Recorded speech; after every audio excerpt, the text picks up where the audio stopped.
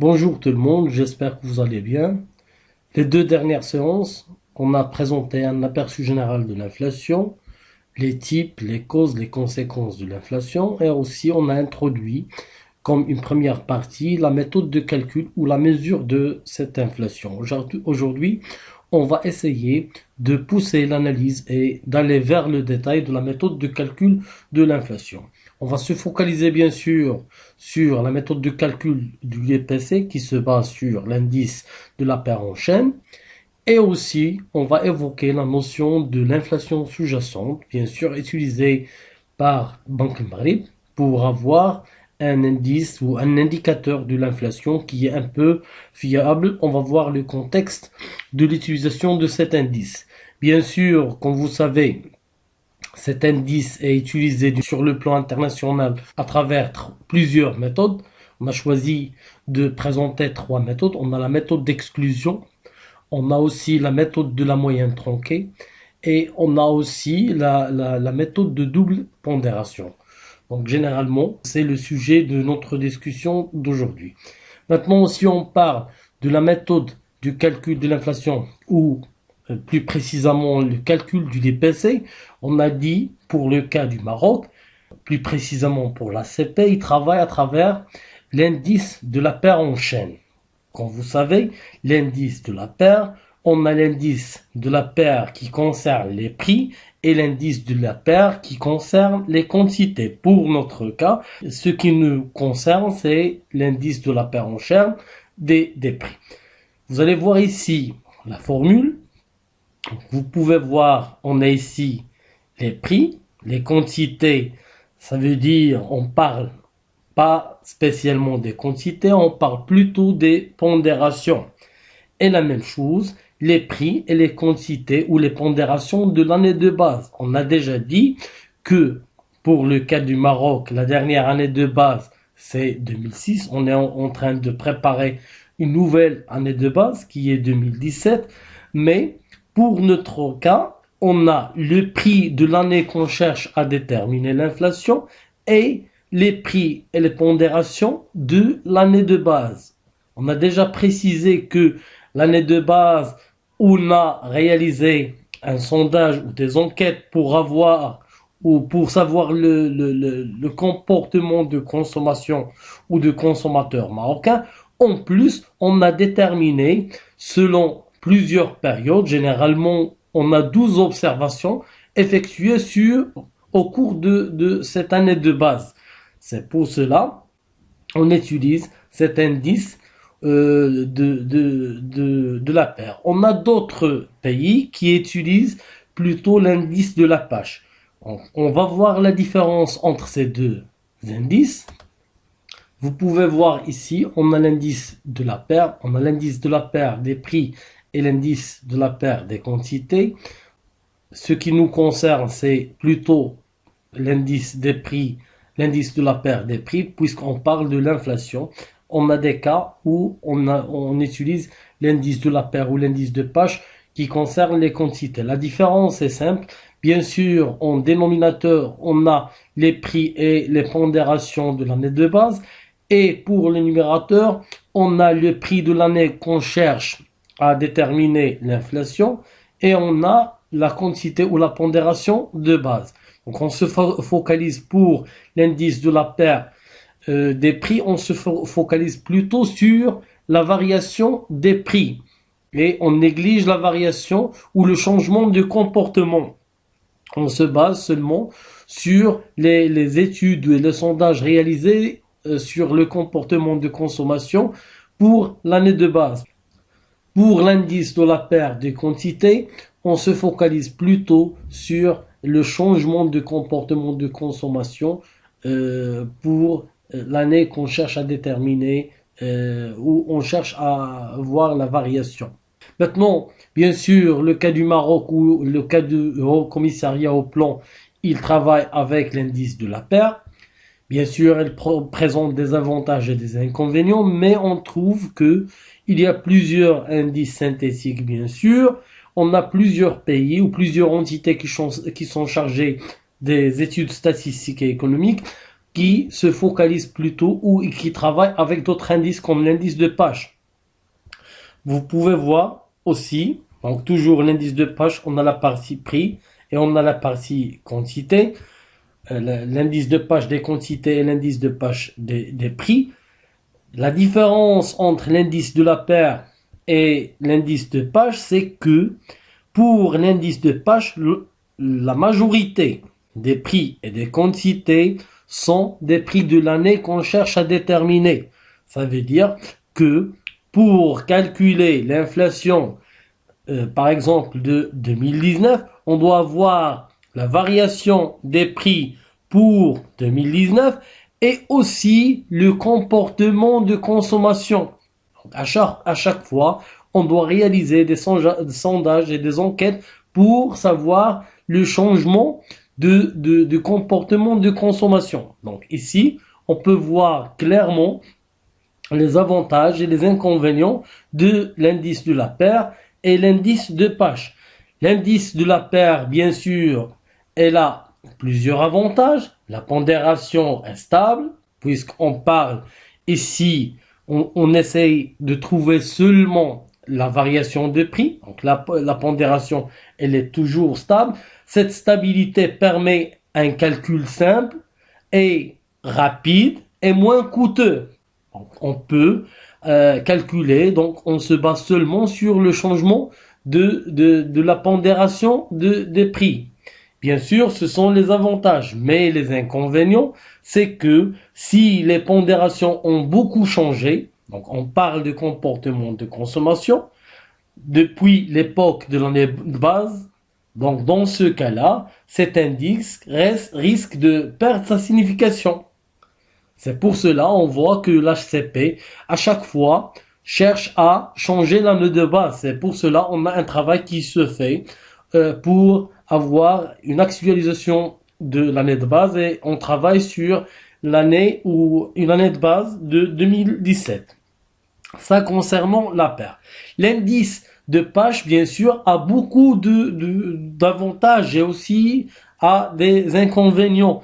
L'avantage, c'est que la pondération est toujours actualisée parce que à chaque fois, lors de la réalisation de cet indice, on doit se focaliser sur la variation des prix et aussi le changement de comportement de consommation. Ça veut dire on doit changer à chaque fois et actualiser à chaque fois les pondérations. Donc ça donne que la pondération est toujours actualisée à chaque période de calcul, ce qui rend l'indice plus proche de la réalité économiquement, puisqu'il utilise le comportement de consommateur actuel. L'inconvénient, c'est quoi? C'est que le calcul de cet indice nécessite des délais.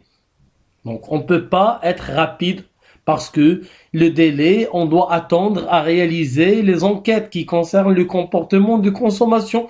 Aussi, c'est une question des coûts. Donc, il est coûteux, cet indice. Même si on a cette possibilité d'avoir une vue actualisée, donc on a le problème de coût. Donc, puisqu'on travaille avec les prix et les quantités de l'époque, c'est déjà la différence entre la paire, l'indice de la paire et l'indice de page. C'est pour cela.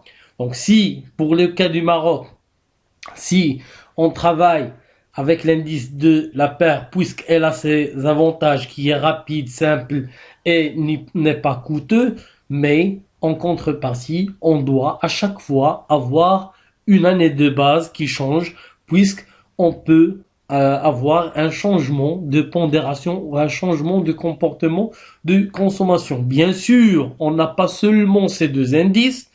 Pour calculer l'IPC, on a plusieurs indices. On peut trouver aussi l'indice de Fisher, qui est la racine carrée du multiplication entre l'indice de la paire et l'indice de page.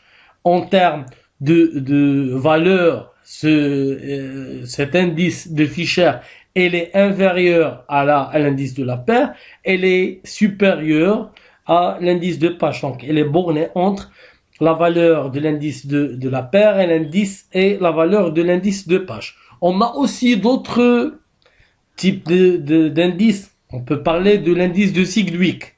L'indice de Sedgwick, tout simplement, c'est la moyenne arithmétique de l'indice de la paire et l'indice de Pasch. Donc, ce sont généralement les indices pour calculer l'IPC. Maintenant, on va parler d'un nouveau concept qui concerne l'inflation sous-jacente. Comme vous savez, Banque al-Maghrib réalise un indicateur ou calcule un indicateur de l'inflation sous-jacente. On va voir et on va essayer de détailler la méthodologie d'élaboration de cet indicateur. Mais avant cela, on doit savoir le contexte de la réalisation ou du calcul de cet indicateur, puisqu'on a déjà du calcul du l'IPC par l'HCP. Donc, pourquoi Banque al-Maghrib a essayé d'élaborer un autre indicateur? Comme vous savez, donc, les prix ne sont pas toujours stables parce que on a bien sûr des variations des prix des produits les plus vulnérables au choc d'offres. On a aussi des produits qui ont des fluctuations erratiques, donc on a une forte volatilité. On a aussi un problème de révision des prix des biens réglementés. On parle des prix administrés par l'État. Et même, on a des changements des taux d'imposition. On parle de la TVA, bien sûr. Dans ce contexte où on a plusieurs prix qui peuvent avoir plusieurs fluctuations, donc, la Banque al-Maghrib ne peut pas se baser sur l'IPC parce que il y a beaucoup d'études qui seront réalisées par Banque al-Maghrib. S'il se base sur l'IPC, il y aura des problèmes d'exactitude. C'est pour cela Banque al-Maghrib a essayé, en suivant bien sûr les standards internationaux, a essayé de réaliser et de calculer un nouveau indicateur qui concerne l'inflation sous-jacente. Et bien sûr, on va présenter les méthodes du calcul de cet indicateur.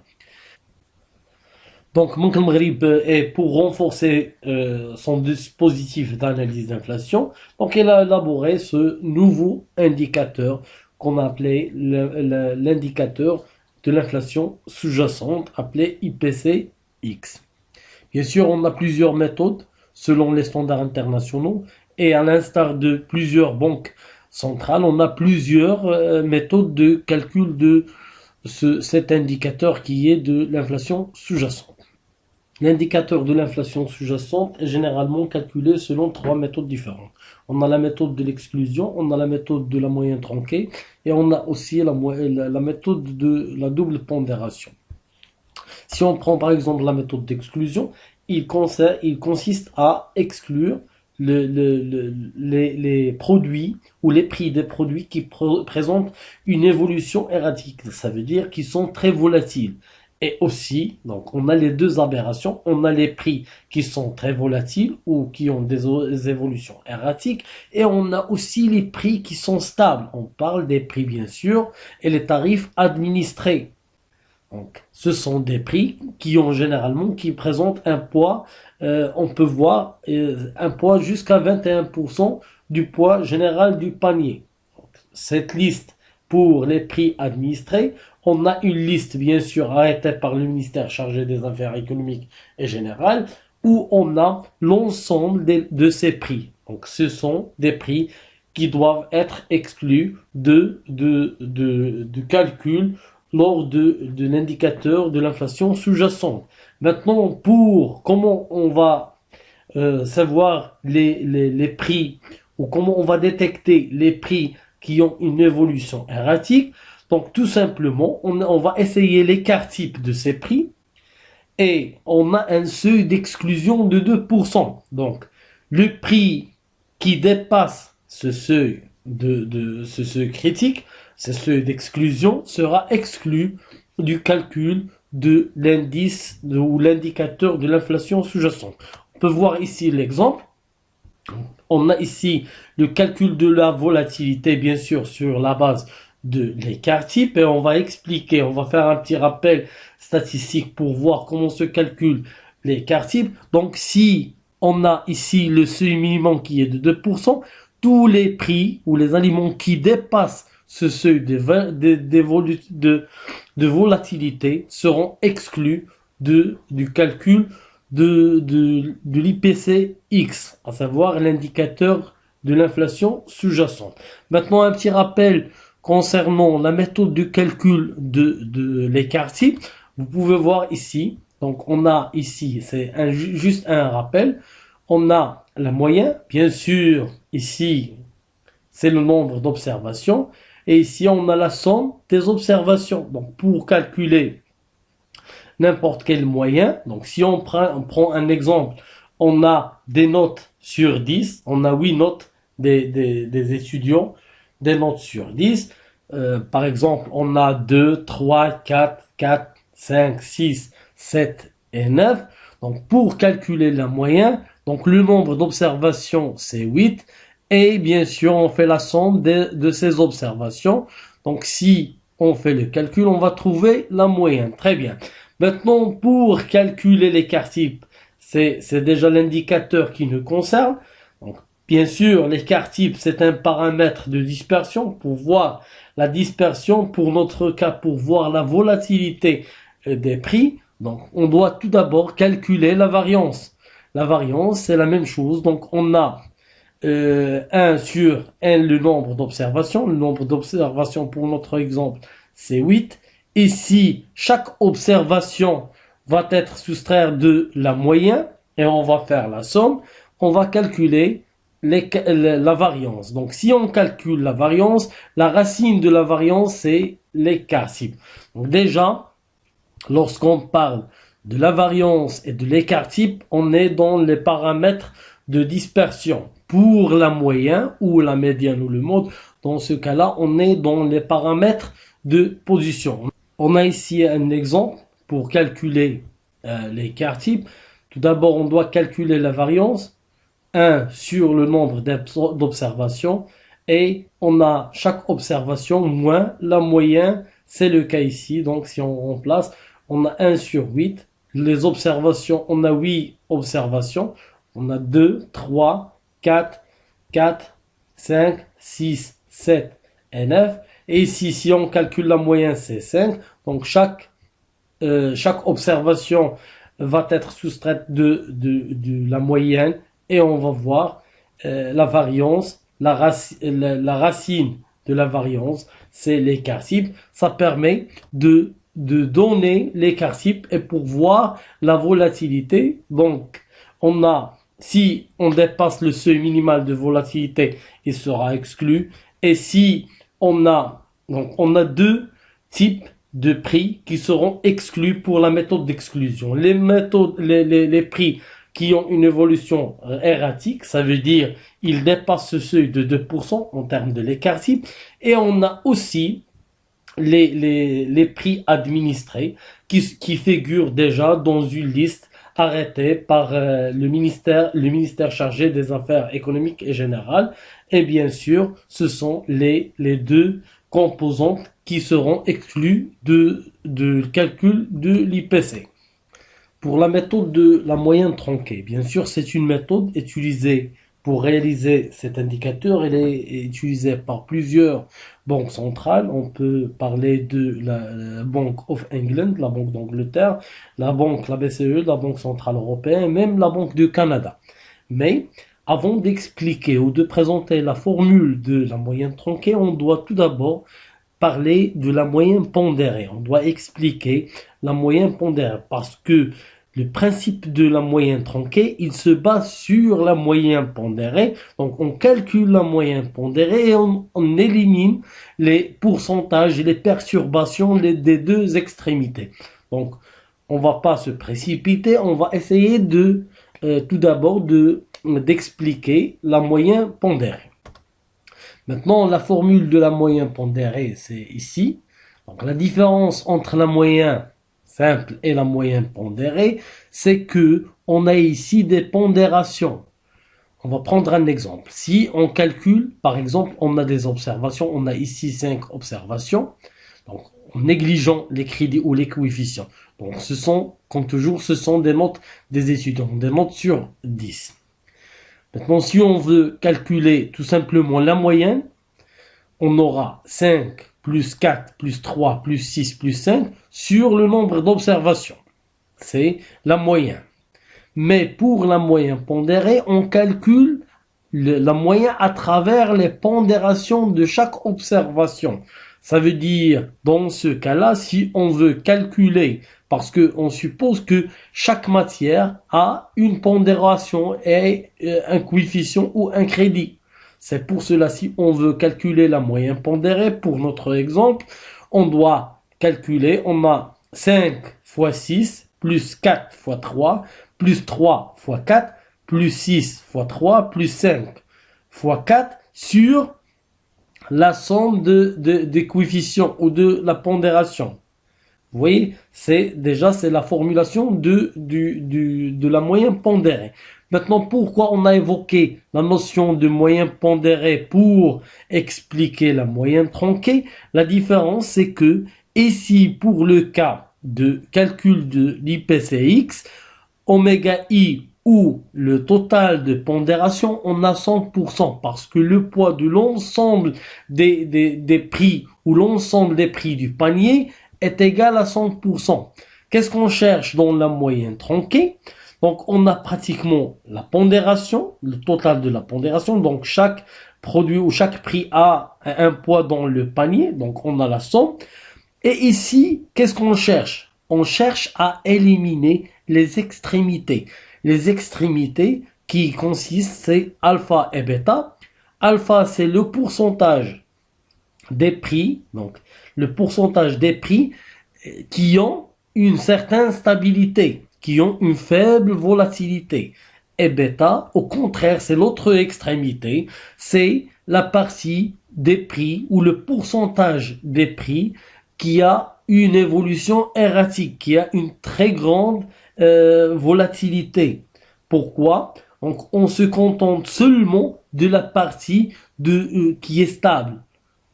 On essaye d'éliminer les extrémités. On garde seulement la tendance générale. On élimine les aberrations à la baisse ou à la hausse. Donc on élimine ces deux extrémités. Mais ce qui est nouveau ici, c'est que le pourcentage, donc on a plusieurs prix et plusieurs pondérations, on voit le pourcentage de ces prix dans le panier. Donc pour le cas des prix qui ont stable et pour le cas des prix qui ont une très grande volatilité. Donc de cette manière, on va éliminer les aberrations et les perturbations extrêmes et on aura bien sûr une moyenne tronquée où on n'a pas ces perturbations. On garde seulement la tendance générale de l'évolution. Parce que si on laisse ces observations, on n'aura pas la possibilité de voir la réalité de l'évolution des prix ou de la variation des prix. La troisième méthode du calcul de l'indicateur de l'inflation sous-jacente, c'est la méthode de la double pondération. Cette méthode, bien sûr, présente un avantage majeur. C'est que il garde l'ensemble de l'information. Parce que les deux méthodes précédentes, en parlant de la méthode d'exclusion ou même la méthode de la moyenne tronquée, on élimine l'information où on a des aberrations. Ce n'est pas le cas pour la méthode de la double pondération. Pourquoi? Parce que on a le même principe ici de la moyenne pondérée. Donc on a la pondération, on a le prix, on a la pondération de chaque prix, bien sûr, mais on ajoute le C qui est l'inverse de la volatilité. Ça veut dire que lorsqu'on calcule l'écart type, et si on a des prix qui sont volatiles, donc on multiplie par l'inverse de la volatilité.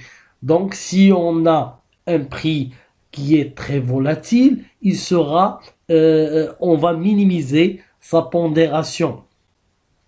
Dans ce cas-là, on garde l'ensemble de l'information et on essaye de ne pas avoir ce biais issu de la volatilité de quelques de quelques prix. Donc c'est l'avantage principal de la méthode de la double pondération. Donc comme vous voyez ici, donc on a tout simplement oméga i fois le prix, donc les deux pondérations. On parle ici, si on élimine les C, on parle de la moyenne pondérée. Et c'est l'inverse de l'écart type. Donc chaque pondération est multiplié par l'inverse de sa volatilité ou l'inverse de l'écart type. Dans ce cas-là, on garde l'ensemble de l'information, donc on garde l'ensemble des pondérations et des prix de tout le panier, mais on essaye seulement de faire des changements où on change la représentativité de chaque prix. Donc on s'arrête à ce niveau. Je vous remercie pour votre attention. La semaine prochaine, Inch'Allah, donc on a terminé ce chapitre qui concerne la monnaie et l'inflation.